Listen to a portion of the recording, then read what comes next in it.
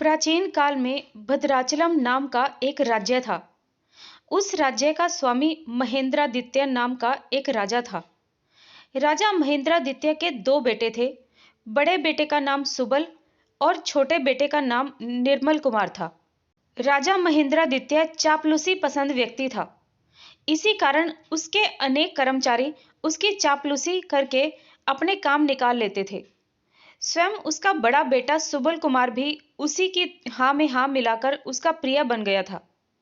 जबकि छोटा राजकुमार निर्मल कुमार हर बात को सोच समझकर ही बोलता था। एक दिन सुबल कुमार और महेंद्रादित्य में भाग्य से संबंधित एक प्रसंग पर बहस हो रही थी। तभी छोटा राजकुमार निर्मल भी वहां आ पहुंचा। राजा ने सुबल कुमार से कहा, सुबल, एक बात बताओ, मैं इस राज्य का स्वामी हूं। समस्त प्रजा मेरी दया पर जीती है। क्या तुम भी ऐसा नहीं सोचते कि तुम स्वयं भी मेरी दया पर ही जीवित हो? निश्चय ही ऐसा ही है महाराज, सुबल ने उत्तर दिया।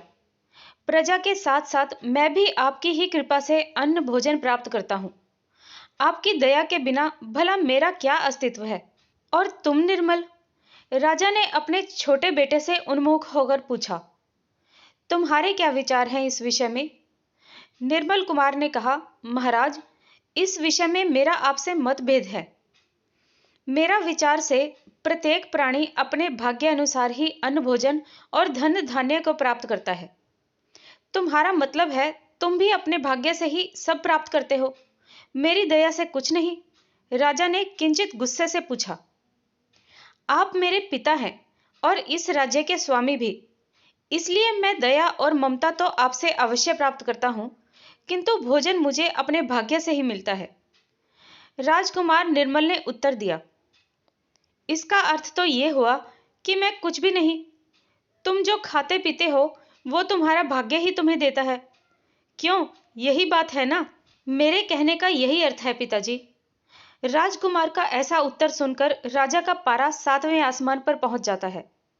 वो क्रोध के मारे भरकर बोला, शैतान, मेरा दिया हुआ खाता है, मेरी दया पर आश्रित है, फिर भी अपने भाग्य का गुणगान करता है। ठहर, मैं तुझे अभी इसकी सजा देता हूं। अगर सच बोलने की कोई सजा है तो जो भी आप सजा देना चाहें मुझे बेशक दे दीजिए महाराज, पर यथार्थ वही है जो मैंने कहा। राजकुमार ने निर्भीक स्वर में उत्तर दिया।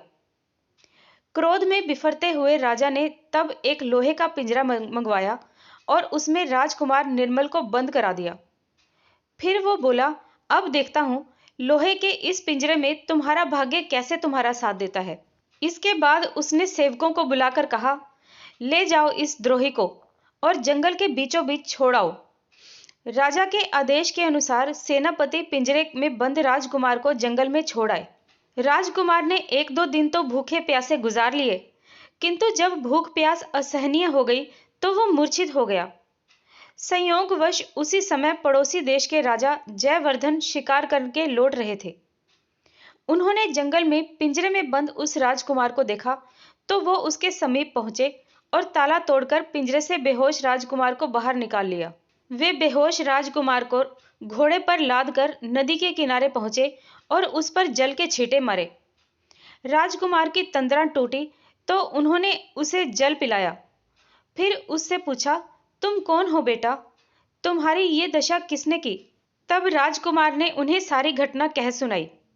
सुनकर राजा ने कहा, जो कुछ हुआ उसे स्वप्न समझकर भूल जाओ। अब तुम मेरे साथ चलो पुत्र, मैं तुम्हें पुत्रवत स्नेह करूंगा। तुम्हारी ही आयु की मेरी एक पुत्री भी है। राजा जयवर्धन उसे अपने राजमहल में ले आए और अपनी पत्नी तथा पुत्री से उसका परिचय करा दिया। राजकुमार निर्मल महल में आनंद पूर्वक रहने लगा। एक दिन एक सिद्ध योगी राजा जयवर्धन के पास आया। राजा ने उस अतिथि योगी का खूब स्वागत सत्कार किया और उसे अतिथि गृह में ठहरा दिया। वह योगी अनेक दिनों तक राजा का अतिथि बनकर रहता रहा। इस बीच राजकुमार निर्मल ने उसकी खूब सेवा शुश्रूषा करके योगी का दिल जीत लिया। चलते समय योगी ने उससे कहा, कुमार, तुमने मेरी बहुत सेवा की है। मैं तुम्हें तुम्हारी कोई एक इच्छित वस्तु देना चाहता हूं। बोलो, क्या इच्छा है तुम्हारी? मैं तुम्हारी उस इच्छा को अवश्य पूरी करूंगा। योगीराज, राजकुमार ने विनम्र स्वर में कहा, आपका आशीर्वाद मिल गया, यही मेरे लिए बहुत है। बस मुझ पर कृपा दृष्टि बनाए रखें, यही मेरी इच्छा है। फिर भी बेटा, मैं तुम्हारी एक इच्छा जरूर पूरी करूंगा। योगी बोला, इच्छा बताओ। योगी ने जब ज्यादा जोर दिया तो राजकुमार ने कहा, हे योगीराज, मुझे पशु पक्षियों, कीट पतंगों सहित दूसरे जीवों की भाषा जानने का बहुत लालसा है। आप परम विद्वान हैं। यदि आप मुझे कुछ देना चाहते हैं तो मुझे इस विद्या का ज्ञान करा दीजिए। तब योगीराज ने कुमार को पशु पक्षियों की भाषा समझने का ज्ञान करा दिया।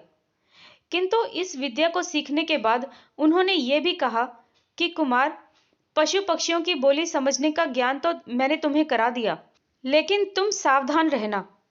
इसका रहस्य तुम किसी दूसरे व्यक्ति को मत बताना। यदि तुमने ऐसा किया तो तुम्हारे प्राण संकट में पड़ जाएंगे। वह क्यों कर योगीराज? वह इसलिए कि यदि तुमने ये भेद किसी और को बताया तो उसी दिन आकाश मार्ग से लाल रंग का एक सर्प आकर तुम्हें डस लेगा और तुम तुरंत अपना जीवन खो दोगे। योगी ने बताया। राजकुमार ने योगी को वचन दिया कि इस बात का रहस्य वो किसी पर भी उजागर नहीं होने देगा। संतुष्ट होकर योगी उसे आशीर्वाद देकर चला गया। उधर राजकुमार निर्मल और राजकुमारी में प्रगाढ़ता बढ़ती देखकर राजा जयवर्धन ने उन दोनों का विवाह कर दिया। विवाह के पश्चात राजा ने एक भोज का आयोजन किया जिसमें नगर के सभी सम्मानित नागरिक शामिल हुए। भोज प्रारंभ हुआ। सम्मानित अतिथि भोजन करने लगे, तभी राजकुमार का ध्यान भूमि पर से भोजन के कण चुनते हुए दो ऐसे चींटों की ओर आकृष्ट हुआ जो परस्पर झगड़ रहे थे। पशु पक्षियों और कीट पतंगों की बोली का ज्ञान होने के कारण राजकुमार गौर से उन दोनों चींटों का वार्तालाप सुनने लगा। एक चींटा दूसरे चींटे से कहने लगा, अरे भाई, तुम मेरे भोजन क्यों छीन रहे हो? दूसरा चींटा, जो उससे अधिक ताकतवर था, कहने लगा, मैं तुमसे ज्यादा बलवान हूं, इसलिए ये अन्न कण मैं ही खाऊंगा। इसे छोड़कर तुम कोई और अन्न कण खोज लो। यदि तुमने ये अन्न कण नहीं छोड़ा तो मैं तुम्हें इसी समय मार डालूंगा। अरे भाई, क्यों मुझ कमजोर को सता रहे हो? यहाँ इतना अन्न मौजूद है, चाहो तो वर्षों तक इसे प्राप्त करते रह सकते हो। पहले चींटे ने कहा। कहाँ है अन्न? दूसरे चींटे ने पूछा। उधर देखो, राजा के कोठार में ढेरों अन्न भरा पड़ा है। मैं भी तो अपना भोजन वहीं से ला रहा हूं। तुम भी वहां जाकर अपनी पसंद का भोजन चुन लो। पहले चींटे ने उसे बताया। इस पर दूसरा चींटा बोला, ठीक है, जाता हूं, किंतु यदि तुम्हारी बात गलत साबित हुई तो लौटकर मैं ना सिर्फ तुम्हारा अन्नकण छीन लूंगा बल्कि तुम्हें मार भी डालूंगा। दोनों चींटों की बात सुनकर एकाएक राजकुमार की हंसी छूट गई। उसके मुंह से निकला, वाहरी कुदरत, अजीब नियम है तेरा, यहां भी बलवान और निर्बल का झगड़ा। राजकुमार को यूं अचानक हंसते हुए और बुदबुदाते हुए देखकर राजकुमारी और राजा जयवर्धन चौंक उठे। राजा कहने लगा, क्या बात है राजकुमार, किस बात पर हंस रहे हो? राजकुमार ने कहा, है कुछ ऐसी ही बात। उस बात को हम भी जानना चाहते हैं राजकुमार। बताओ, तुम किस बात पर हंसे थे? राजा ने आग्रह किया। फिर जब राजकुमारी भी उससे आग्रह करने लगी तो राजकुमार ने गंभीर स्वर में कहा, महाराज, यह एक रहस्य की बात है जिसे मैं आप दोनों के सम्मुख प्रकट नहीं कर सकता। कृपया करके आप ये ना ही पूछे तो ही अच्छा। ये सुनकर राजकुमारी नाराज हो गई। वो कहने लगी, अब तो मैं इस बात को अवश्य ही पूछ कर रहूंगी। मुझे बताओ कि तुम क्यों हंसे थे? क्या रहस्य है इस बात में? राजहट और त्रियहट वैसे भी विख्यात है। राजा और राजकुमारी जब दोनों ये जिद करने लगे कि राजकुमार द्वारा उस रहस्य को उजागर कर देना चाहिए तो विवश होकर राजकुमार को ये कहना पड़ा, ठीक है, यदि आप दोनों मुझे विवश कर ही रहे हैं तो मैं उस रहस्य को बता दूंगा, किंतु आज नहीं, आज से 10 दिन बाद। चलो, ये भी ठीक है, 10 दिन बाद ही सही, लेकिन मैं इस रहस्य को जाने बिना नहीं रहूंगी। राजकुमारी ने कहा। राजकुमार ने यह रहस्य बता देने का वचन तो दे दिया, किंतु वो चिंतित रहने लगा। इसी परेशानी में एक दिन वो नगर से बाहर निकल आया और एक ऐसे गांव में जा पहुंचा जहां पशु पक्षियों का मेला लगा हुआ था। मेले में अनेक लोग पशु पक्षियों की खरीद फरोख्त कर रहे थे। मेले में घूमता हुआ वो एक ऐसे व्यापारी के पास जा पहुंचा जो अनेक घोड़ों को बिक्री के लिए लाया हुआ था। एकाएक राजकुमार एक मरियल से घोड़े के निकट पहुंचकर ठिठक गया। उसने घोड़े के मुख से उसी की भाषा में ये कहते सुना, हे भगवान, बहुत दिन हो गए भोजा ढोते ढोते, अब तो इससे मुक्ति दिला दो। राजकुमार ने घोड़े के समीप पर पहुंचकर उसे सहलाया, पुचकारा और उसके कान के समीप पहुंचकर घोड़े की ही भाषा में फुसफुसाया, चिंता मत कर दोस्त, मैं तुम्हें मुक्ति दिलाऊंगा।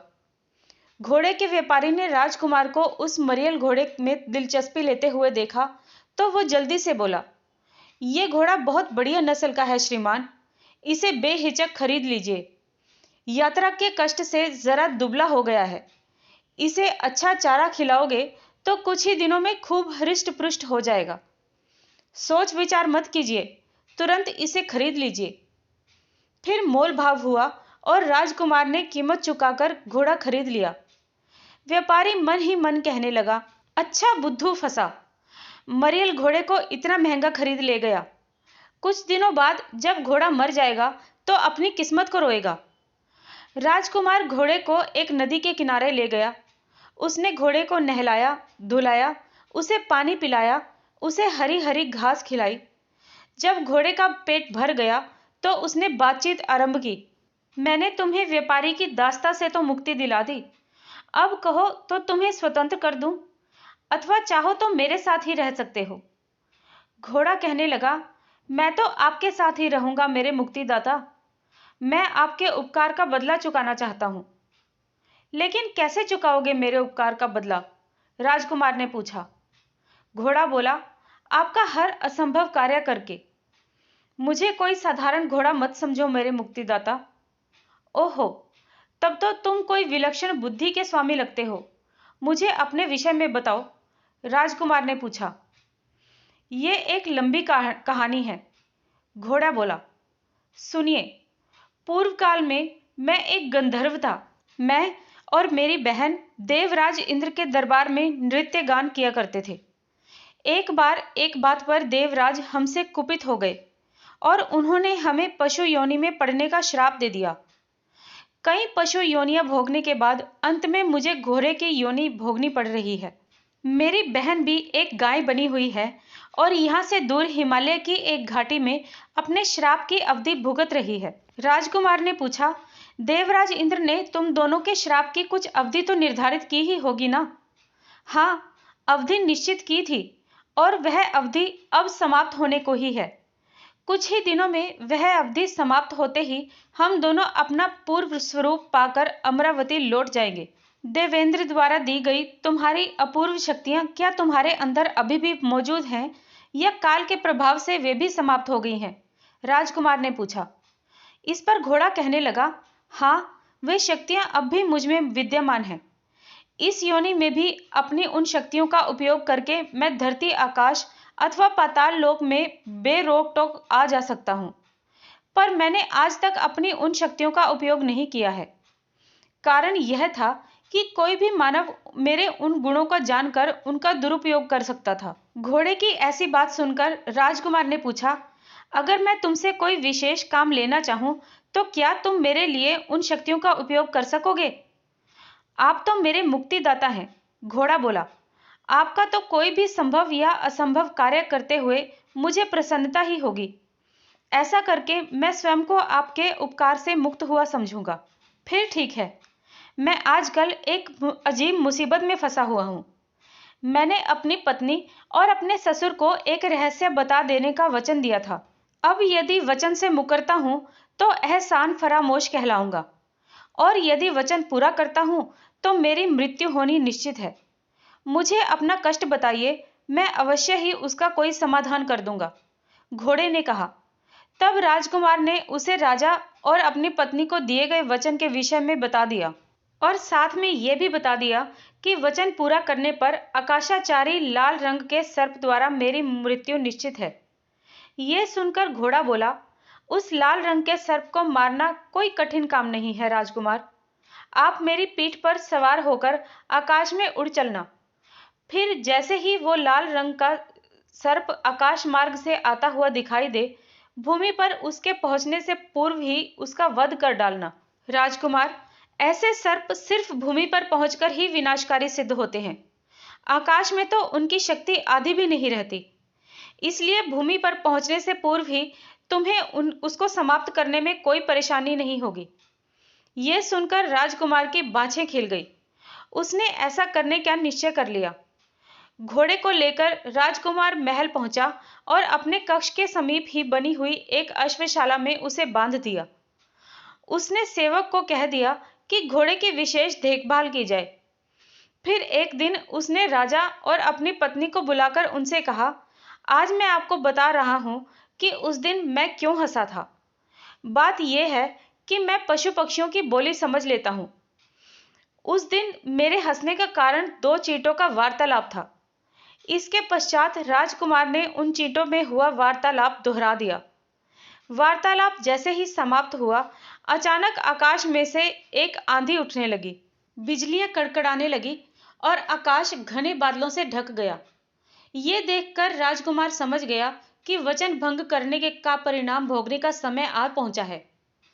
तब उसने दीवार पर टंगी हुई अपनी तलवार उठाई और अश्वशाला की ओर लपक पड़ा। उसने घोड़ा खोला और उस पर सवार होते हुए कहा, वक्त आ गया है मित्र, तुरंत आकाश में उड़ चलो। भूमि पर आने से पहले ही मुझे उस लाल सर्प को मारकर खत्म कर डालना है। घोड़ा तुरंत आकाश की ओर उड़ चला और क्रोध में फुंकारते हुए लाल सर्प के नजदीक जा पहुंचा। सर्प राजकुमार को देखकर उसकी ओर झपटा, किंतु घोड़ा कन्नी काट गया। तभी मौका देखकर राजकुमार ने लाल सर्प पर तलवार का प्रहार कर दिया। निशाना सही बैठा। तलवार के भरपूर प्रहार ने सर्प को दो टुकड़ों में काट डाला। सर्प मरकर नीचे जा गिरा। नीचे इस युद्ध को देख रहे नगरवासी ये देखकर प्रसन्नता से झूम उठे। सर्प को मारकर राजकुमार जब नीचे ना उतरा तो राजकुमारी चिंतित हो उठी। उसने अपने पिता जयवर्धन से चिंतातुर स्वर में कहा, पिताजी, सर्प तो मारा जा चुका है, फिर राजकुमार नीचे क्यों नहीं उतर रहे? कहीं ऊपर उनके साथ कोई अन्य अप्रिय घटना तो नहीं घट गई? तब महाराजा जयवर्धन ने उसे धीरज बंधाया और बोले, राजकुमार वीर है बेटी, वह किसी भी मुसीबत से पार पाने की क्षमता रखता है, अतः तुम्हें कोई आशंका करने की आवश्यकता नहीं है। वह अपना काम समाप्त करके निश्चय ही लौट आएगा। उधर सर्प को समाप्त कर घोड़ा वायु वेग से उड़ता हुआ उसे हिमालय की उस घाटी में ले गया जहां उसकी बहन शाप युक्त होकर गाय की योनि में पड़ी हुई श्राप का समय गुजार रही थी। वहां पहुंचकर उसने अपनी बहन से राजकुमार का परिचय कराया। वह स्थान बहुत ही रमणीक था, अतः राजकुमार वहां उसकी सुंदरता पर मुग्ध हो गया। उसने उस स्थान की मुक्त कंठ से प्रशंसा की।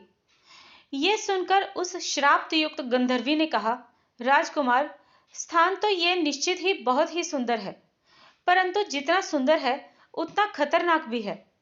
वो कैसे? राजकुमार ने कौतूहलवश पूछा। तुम सामने एक पहाड़ी देख रहे हो ना? उस पहाड़ी के पीछे एक बहुत ही मनोरम सरोवर है, जहां यक्ष कन्याएं स्नान करने के लिए आया करती हैं। यदि वे वहां किसी मनुष्य को देख लेती हैं तो बेहद नाराज हो जाती हैं और उन्हें अपने जादू से तुरंत पत्थर का बना देती हैं। इसलिए तुम भूलकर भी उस ओर मत जाना, गाय बनी गंधर्वी ने बताया। गंधर्वी की बात पर विचार करके राजकुमार ने वहां जाने का विचार त्याग दिया और चिंता मुक्त होकर सो गया। अगली सुबह जब वह सोकर उठा तो उसने अपने सम्मुख एक अप्सरा जैसी सुंदर स्त्री और एक देवता जैसे दिव्य स्वरूप वाले व्यक्ति को खड़ा पाया। ये देखकर उसने चौंक कर पूछा, आप दोनों कौन हैं? तब वह दिव्य पुरुष बोला, चौंकिए मत राजकुमार, मैं आपका वही घोड़ा हूं और मेरे पास खड़ी स्त्री मेरी बहन है, जो अपने श्राप से मुक्त होकर अब अपने वास्तविक रूप में आ गई है। आज हम दोनों के श्राप की अवधि अभी कुछ ही देर पहले समाप्त हो चुकी है और हम दोनों अपना वास्तविक स्वरूप पा चुके हैं। राजकुमार बोला, यह जानकर मुझे अति प्रसन्नता हुई कि तुम दोनों को श्रापग्रस्त योनि से मुक्ति मिल गई है, परंतु अब मैं इस विचार से चिंतित हो गया हूं कि अपने घर कैसे पहुंच पाऊंगा। चिंतित क्यों होते हो राजकुमार? गंधर्व बोला। हम तुम्हें अपनी अलौकिक शक्ति से तुम्हारे नगर में पहुंचा देंगे। इसके पश्चात उस गंधर्व ने राजकुमार को अपने कंधों पर बिठाया और उसे उसके घर की ओर लेकर उड़ चला। गंधर्वी भी उसके पीछे पीछे उड़ चली और बातों ही बातों में तीनों राजकुमार के नगर में आ पहुंचे। गंधर्व राजकुमार को वहां पहुंचाकर और उसका आभार व्यक्त करके अपनी बहन गंधर्वी के साथ अमरावती के लिए उड़ गया। राजकुमार जब अपने महल में पहुंचा तो राजा जयवर्धन और राजकुमारी दोनों उसे सुरक्षित देखकर बहुत प्रसन्न हुए। राजा ने अपने जमाता के सुरक्षित लौटने पर नगर भर में दीपावली मनाने का आदेश जारी कर दिया। अगले ही दिन राजा ने राजकुमार निर्मल को अपना उत्तराधिकारी घोषित करके उसे राज्य का स्वामी बना दिया और स्वयं उसे राजपाट सौंपकर तीर्थाटन के लिए चला गया। राजकुमार सुखपूर्वक अपनी पत्नी सहित राजमहल में निवास करने लगा। कई महीने इसी प्रकार बीत गए। एक दिन राजकुमार के मन में यह विचार आया कि एक बार अपने पिता के राज्य में जाकर अपने परिवार के विषय में मालूम किया जाना चाहिए। इससे मेरे पिता को भी मेरी बात में विश्वास हो जाएगा कि मेरा कथन कितना सत्य साबित हुआ। ऐसा विचार करके वो अगले दिन अपने पिता के नगर की ओर चला गया। जब राजकुमार निर्मल अपने नगर में पहुंचा तो वहां उसे सब कुछ बदला बदला सा नजर आया। वहां का हर व्यक्ति उदास और सहमा सा दिखाई दे रहा था।